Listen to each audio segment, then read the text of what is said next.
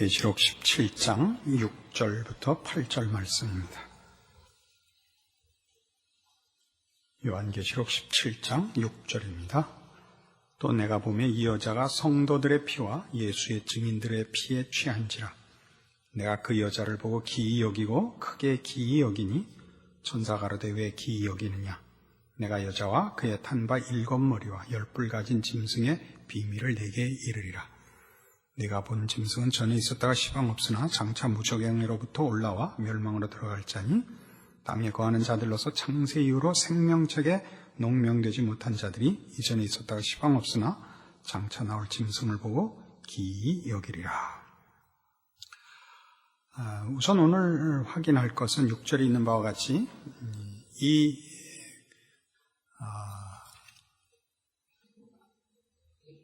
짐승 또는 그 짐승을 탄 여인으로 표현되는 이 비밀이요, 바벨론이요, 땅의 음녀들과 가증한 것들의 어미라 한 이 하나님의 나라와 통치와 그의 백성들을 반대하며 핍박하며 거역하는 이 세력, 또 이 세력의 원흉들에 대한 심판의 이유가 6절에 설명되고 있습니다.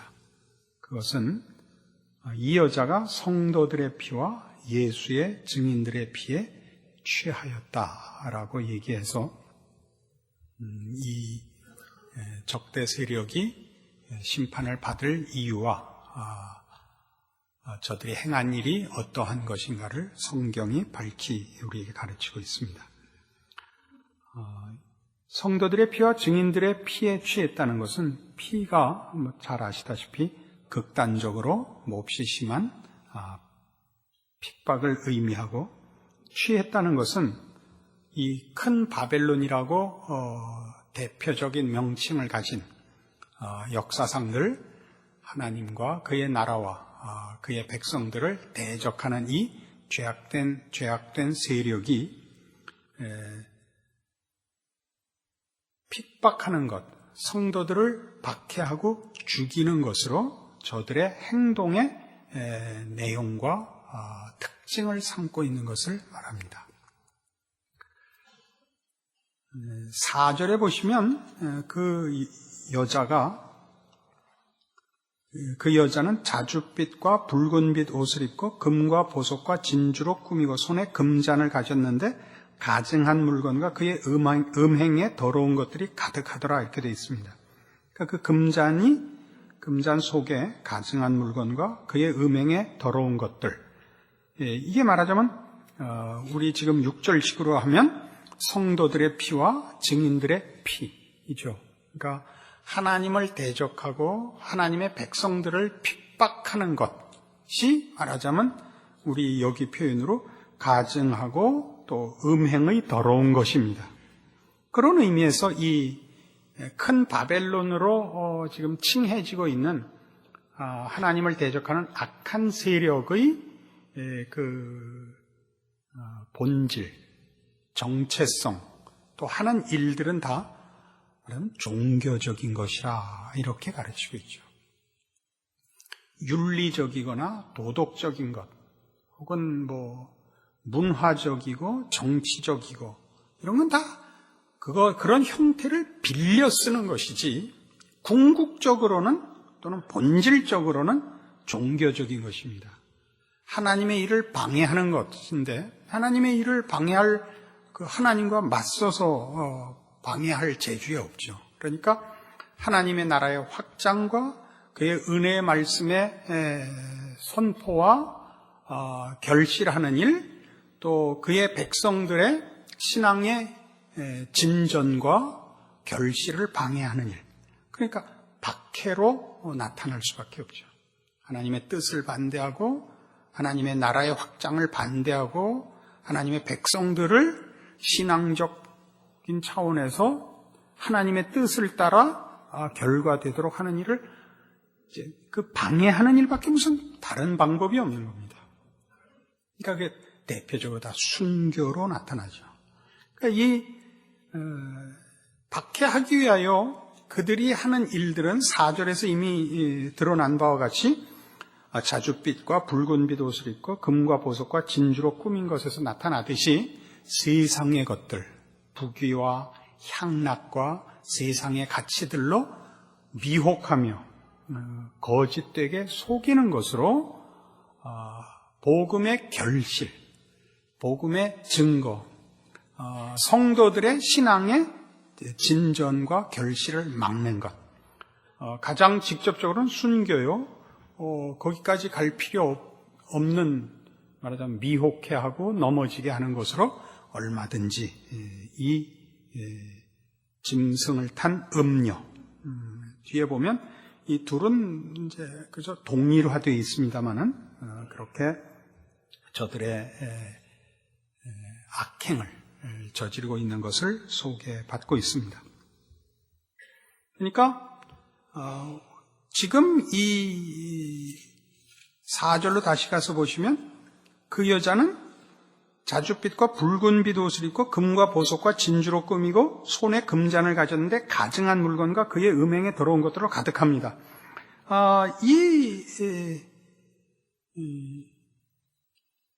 하나님을 반대하는 세력과 그 정체의 그 속성 혹은 그 내용이 이렇게 소개되고 있는 것과 달리 하나님께 속한 자들에 대한 그 묘사는 이랬었습니다. 14장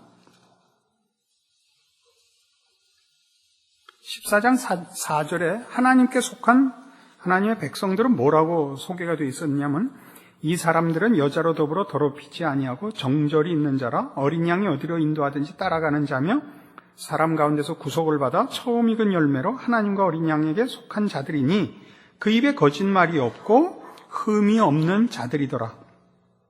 그러니까 이쪽에 속한 자들은 정절을 지키고, 여기서 말하는 정절은 다 신앙적인 내용이요, 하나님과의 관계를 말하는 것이며 그 입에 거짓말이 없고 흠이 없는 자라 이렇게 묘사되고 있습니다. 또 한 군데 더 찾아볼 때가 있습니다. 19장 7절에 가시면 성도들은 이런 식으로도 묘사됩니다. 7절 우리가 즐거워하고 크게 기뻐하여 그에게 영광을 돌리세. 어린 양의 혼인 기약이 이르렀고 그 아내가 예비하였으니 그에게 허락하사 빛나고 깨끗한 세마포를 입게 하셨은즉 이 세마포는 성도들의 옳은 행실이로다. 그러니까 이제 성도들을 묘사를 하면 언제나 흰 옷을 입은 자 이렇게 되어 있죠. 그래서 세마포도 깨끗한 옷을 말합니다. 그러니까 깨끗한 옷, 깨끗하다는 상징으로 흰 옷이고 이 여인은 자줏빛, 붉은빛 옷을 입었죠. 그러니까 하나님을 반대하는 이 땅의 정신과 그 내용을 이 자줏빛으로 가르치고 있죠. 그것은 세상의 향락이고 우리가 입은 성도들이 입는 흰 옷은 하나님 앞에 신앙을 지킨 순결한 우리의 신앙, 충성심 또는 신앙적인 정절 이런 것을 의미하죠. 이렇게 둘을 대조하고 있습니다.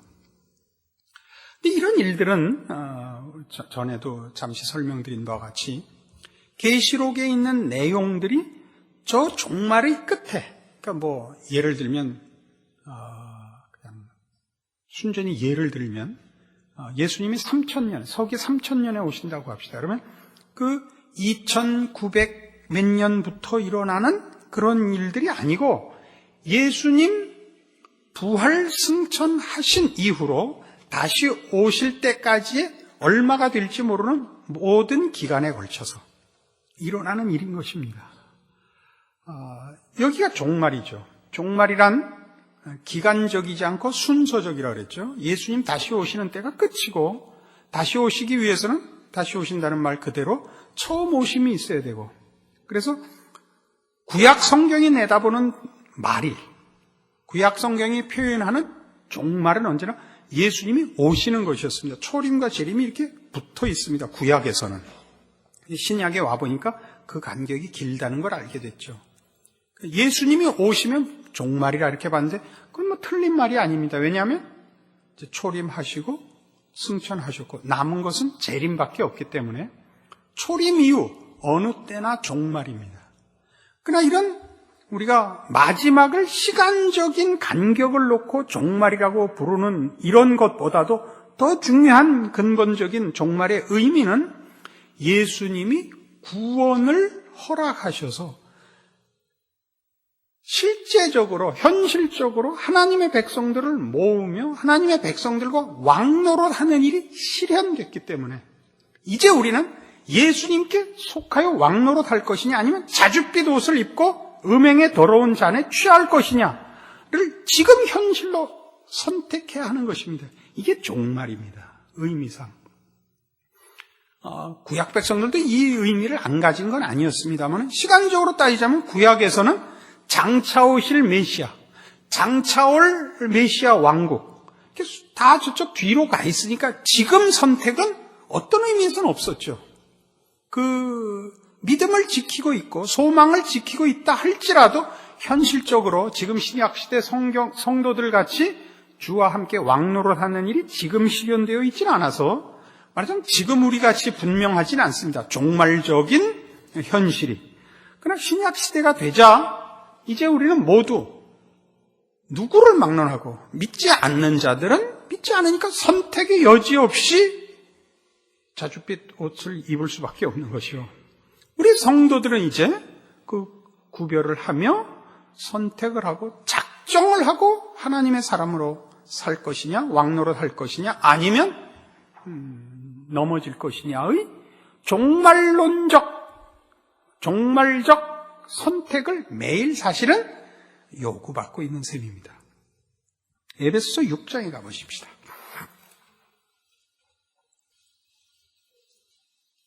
에베소 6장 10절. 정말로 너희가 주 안에서와 그 힘의 능력으로 강건하여지고 마귀의 괴계를 능히 대적하기 위하여 하나님의 전신갑주를 입으라. 우리의 씨름은 혈과 육에 대한 것이 아니요 정사와 권세와 이 어둠의 세상 주관자들과 하늘에 있는 악의 영들에게 대함이라. 그러므로 하나님의 전신갑주를 취하라. 이는 악한 날에 너희가 능히 대적하고 모든 일을 행한 후에 서기 위함이라. 그런즉 서서 진리로 너희 허리띠를 띠고 의의 흉배를 붙이고 평안의 복음에 예비한 것을 신을 신고 모든 것 위에 믿음의 방패를 가지고 이로써 능히 악한 자의 모든 화전을 소멸하고 구원의 투구와 성령의 검 하나님의 말씀을 가지라. 이 하나님의 전신 갑주는 지금 입어야 할 것입니다. 왜냐하면 지금 우리는 대적 앞에 서 있고 대적 앞에 서서 전쟁 중이며 대적 앞에 서서 전쟁 중인 대적의 반대편에 서 있는 것은 우리가 지금 하나님의 백성으로서 메시아 왕국의 통치와 그 통치의 혜택과 통치의 책임을 지금 누리고 있기 때문인 것입니다. 이게 종말적 요구입니다. 아까도 얘기한 것 같이 역사적 시간의 마지막에 가까이 가는 문제가 아니고 이미 실현된 하나님의 나라의 백성으로 부름을 받았기 때문에 이제는 적군과 아군으로 나뉘어 마지막 심판이 임할 때까지 싸울 수밖에 없는 그런 시대에 살고 있는 것을 이해하고 하나님의 사람으로 살 것이냐 말 것이냐를 궁극적인 결과를 성경의 약속을 통하여 확인해서 오늘을 지혜롭고 하나님의 뜻에 맞게 분별하여 자기 자신의 복락을 위해서라도 신앙을 지켜야 하는 자리에 서며 그 책임을 지키는 것이 매일매일의 종말적 선택이요 책임이요 전투인 것입니다. 여기 나오는 다시 보시죠. 11절 마귀의 괴계를 능히 대적하기 위해 하나님의 전신갑주를 입으라. 우리의 씨름은 혈과 육에 대한 것이 아니요 정사와 권세 이 어둠의 세상 주관자들과 하늘에 있는 악의 영들에게 대함입니다. 영적 전투요. 그러므로 하나님의 전신갑주를 취하라. 이는 악한 날에, 이 악한 날은 지금 이 시대입니다. 너희가 능히 대적하고 모든 일을 행한 후에 서기 위함이랍니다. 지금 예수님 이 땅에 오셔서 복음을 전파하고 그의 백성들을 구원해 내시고 그의 나라를 확장해 나가는 내내 저 악한 세력들이 하나님을 대적하고 하나님의 백성들을 회방하고 핍박하고 복음을 방해하고 있습니다. 그러니까 우리의 종말은 이 땅을 떠나든가 예수님이 다시 오셔서 새하늘과 새 땅을 여는 것으로만 종말이 아니고 내용상 언제나 신약시대는 종말 속에 있는 것입니다. 그 모든 성도는 그의 매일매일이 종말인 것입니다. 그러니까 전신갑주를 입고 하나님의 사람으로서 싸워야 합니다. 근데 재미있는 것은 이 얘기가, 이 10절 이하의 얘기가 여러분 잘 아시다시피 5장 22절부터 주어진 부부된 책임, 자녀와 부모의 책임, 그리고 상전과 종들의 관계에서의 책임에 이어서 나옵니다. 그러니까 무슨 얘기를 하고 싶으냐 하면 우리의 삶의 어떤 정황도, 어떤 일도 신앙적인 싸움이 아닌 것이 없는 것입니다. 여러분은 모든 문제에 대하여 하나님의 사람으로 반응을 하든지 아니면 세상적으로 반응하든지 둘 중에 하나를 선택할 수밖에 없습니다.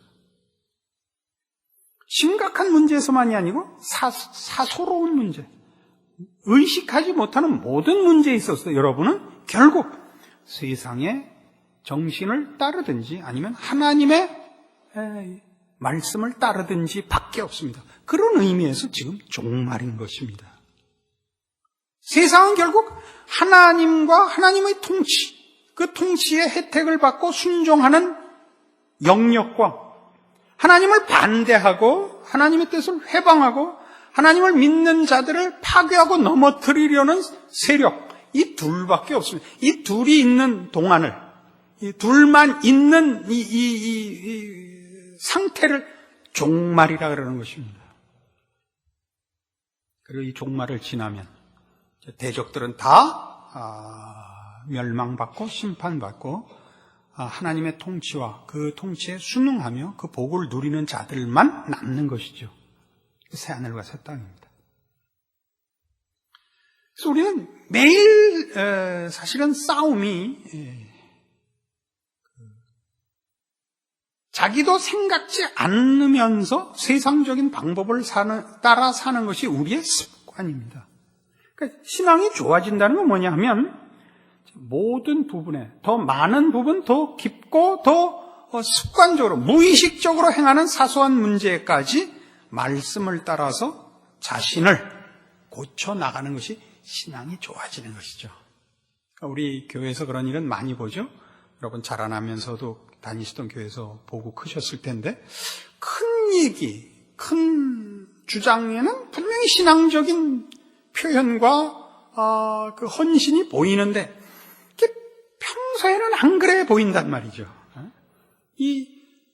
나가자 싸우자 이기자 할 때는 분명히 신앙인이고 기드온 같고 다니엘 같고 그러다가 앉아서 밥을 같이 먹을 때는 유다 같고 이상하단 말이에요. 아나니아 같고 그거 별로 놀랄 일이 아니고 우리는 신앙이라는 것을 개개인이 자기가 중요시하는 어떤 부분까지 밖에 못 소유하고 있는 것입니다. 어느 날밖에 또는. 그러니까 기껏 주일도 예배 보는 잠깐. 그래서 급수가 높아져야 이제 주일 하루만이라도 되는 거. 일주일에 무슨 3일 저녁. 이렇게 자꾸 시간을 꼭 많이 연장하자는 의미가 아니라 그렇게 하나님의 사람으로 그의 통치에 순응하고 자신을 적용하는 범위와 내용이 자꾸 확대되는 것이죠. 마태복음 6장에 가시면 그래서 이 문제를 성경이 이렇게 이미 주님의 직접적인 가르치심으로 요구하고 있습니다. 6장 33절입니다. 너희는 먼저 그의 나라와 그의 의를 구하라. 그리하면 이 모든 것을 너희에게 더하시리라. 그러니까 이제 세상식으로 살면 무슨 문제냐면 먹고 사는 것이 우선이죠. 모든 생각과 선택의 이유가 먹고 사는 것이죠. 먹고 사는데 이제 많이 붙죠. 최소한의 먹고 사는 데서부터 이제 좀 더 잘 먹고 좀 더 잘 사는 것이죠. 좀 더 편하고 좀 더 잘나고 이게 세상 싸움이라면 우리에게 요구하는 것은 그의 나라와 그의 의입니다. 그래서 말하는 그의 나라라는 것은 그의 통치라는 뜻입니다. 신약 성경에서 나라라는 말은 통치권을 우선적으로 의미합니다. 그러니까 하나님의 통치를 구하라라는 것은 하나님의 통치에 순응하는 것, 복종하는 것을 말합니다. 그것을 우리는 신앙이라 그러죠. 그러니까 하나님의 통치에 순응하는 삶을 살아야 되는 것입니다. 말씀대로 사는 삶. 이것이 성경이 우리에게 요구하는 것입니다. 그래 놓고 재미있게도 여러분 잘 아시는 공중의 새를 보라, 또 들에 핀 백합화를 보라, 오늘 있다 내일 아궁이에 던지오는 들풀도 하나님이 이렇게 입히시거든 하물며 너희일까 보냐, 믿음이 적은 자들이 이렇게 와갖고 너희는 먼저 그의 나라와 의를 구하란데 결론은 34절에 나온단 말이에요. 그러므로 내일 일을 위하여 염려하지 말라. 내일 일은 내일 염려할 것이요 한날 괴로움은 그날에 족하니라. 무슨 얘기를 하는 거죠? 하루하루가 하루만큼씩 싸우며 하루만큼씩 시험을 보는 것이다 이거죠. 내일을 핑계대서 오늘을 안 하면 오늘만큼 안 한 거라니까요. 신앙생활을 하는 데 있어서 사탄이 제일 많이 성공한 전략이 이거래죠. 그 예전에 예화들 그런 거 들어보신 적 있죠? 저도 자라나면서 들었는데 뭐 핍박을 해보기도 하고 유혹을 해보기도 하고 뭘 해도 다 그렇게 성공률이 낮았는데 이 작전으로 성공을 했대요. 내일부터 하자. 이걸 성공했대요. 이 얘기거든요. 여러분 내일부터 하자. 많이 당해보셨잖아요. 다이어트 할 때. 네? 해보셨잖아요. 내일부터. 오늘은 먹자. 내일부터 하자. 왜 먹었을까? 늘 후회하시잖아요.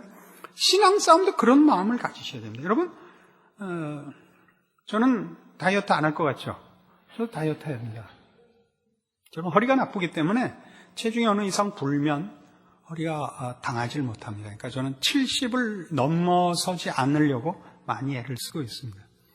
근데 모든 다이어트 하신 분들이 아시다시피 먹기 싫은데 다이어트 하는 사람은 없습니다. 먹고 싶어 죽겠어서 하는 겁니다. 얼마나 먹고 싶으냐 하면 다른 거 다 관두고 음식의 내용과 맛을 관두고 저 라면에 밥 말아서 한번 실컷 먹었으면 좋겠다. 이 생각이에요. 다른 거 없어요. 그걸 참아야 돼요. 6시 넘기 전에 먹고 그 후에는 절대 안 먹고 정말 미치겠죠. 늘 이런 마음을 갖고 잡니다. 금식하는 중이다 라는 마음을 가지지 않으면 할 수가 없습니다. 나는 지금 금식하는 중이다. 그렇게 버텨서 70을 안 넘도록 싸워서 이렇게 70에서 70.5 사이를 붙잡고 있습니다. 저희 집엔 4사람의 다이어트 하는 사람이 있었는데 둘은 성공하고 둘은 실패하고 있습니다. 누군지는 여러분이 알아서 분간하십시오. 근데 그 2사람은 실패한 2사람은 늘 내일부터라고 얘기를 합니다. 그러니까 이게 그 싸움입니다. 우리는 종말이라는 것을 이렇게 가서 막다른 골목에 가는 것에 관심을 가질 것이 아니라 지금을 요구받고 있다는 정신에서 그런 분별에서 신앙적인 선택과 책임을 질 줄 알아야 됩니다. 그것이 계시록을 쓴 이유입니다. 지금을 살게 하려고 결과를 보여줘서 지금을 이기게 하려고 쓴 것인데 저 자줏빛 옷을 입은 저 여인이 그 잔에 가증한 것들과 음행의 것들로 피에 취한 것입니다. 그래서 결국 망했다는 얘기를 하려는 것이거든요. 하나님 앞에 망했다. 하나님의 통치와 하나님의 백성들은 결국 승리했고 그 지킨 믿음에 상응하는 놀라운 복을 받았다. 그 가치는 이루 말할 수가 없다. 이것을 그려서 뭐 하자고? 오늘을 이기자고. 내일 우리가 이길 거니까, 결국 이길 거니까 지금 놀자라는 건 말이 안 맞지 않습니까? 그래서 이 모든 계시록의 약속들이 이런 묵시문학들, 성경이 말하는 마지막 때 될 일들의 얘기들은 다 지금을 사는 성도들을 위로하며 격려하며 확신을 가지고 담대케 하기 위하여 쓰여져 있다는 것을 놓치지 마시고 호기심을 가지고 나중될 일을 생각하거나 따지는 것은 전혀 성경의 의도가 아니라는 것 기억하셔서 여러분 모두가 여러분이 예수를 주로 믿는다라고 고백한 것이 그분이 십자가를 졌듯이 우리 모두가 이 세상이 우리가 믿는 우리 주 예수 그리스도를 못 박은 세상이니까 그의 제자들을 핍박할 수밖에 없다는 것과 이 세상과 우리가 믿는 것이 타협할 수 없는 내용과 원리의 대조 속에 있다는 것을 확인하는 것으로 신자된 우리의 처지를 확인하여 우리가 고백한 것과 소원하는 것을 지켜내기 위하여는 세상으로부터는 도움을 받지 못하고 오히려 박해를 받는다는 걸 당연시하는, 그래서 우리의 믿음을 지켜내는 힘을 말씀 속에서, 성경의 약속 속에서 우리에게 허락된 영원한 하나님의 굳은 언약 속에서 확인하여 오늘을 승리케 하며 우리의 전 인생을 승리케 하는데 그 목적이 있음을 놓치지 않으셔야만 합니다. 그래서 오늘도 여러분 함께 생각한 이 내용들이 당장 오늘 저녁부터 무슨 일을 하든지 누구를 만나든지 어떤 처지에 있든지 하나님의 사람이 이런 모든 일에 대하여 어떤 분별과 이해와 통찰과 선택과 결정과 그리고 믿음으로 인내해야 하는가 생각하시는 신자된 인생 되기를 바랍니다. 기도하십시다. 하나님 아버지 은혜를 감사드립니다. 우리로 하나님의 자녀 되게 하시고 의와 진리의 거룩함으로 살게 하셨습니다. 하나님의 형상을 따라 지음받은 인간의 고급한 그 인격과 신의 성품에 참여하는 고급한 경지로 부름을 받고 복되게 인도함 받았으니 우리가 무슨 다른 소망이 또 소원이 또 있겠습니까? 인간의 인간된 가치를 주 안에서만 발견할 수 있으며 저 더러움에 우리를 내어버려 둘 수 없음을 이제 명백히 알았사온 즉 우리가 얻었고 고백한 우리의 믿음, 우리의 신앙들 주의 이름으로 지키게 하사 주 앞에서는 그날까지 우리에게 주어진 나날들을 하나님의 사람으로 서며 싸우며 이기며 견디며 승리하게 하여 주시옵소서. 예수님 이름으로 기도합니다. 아멘.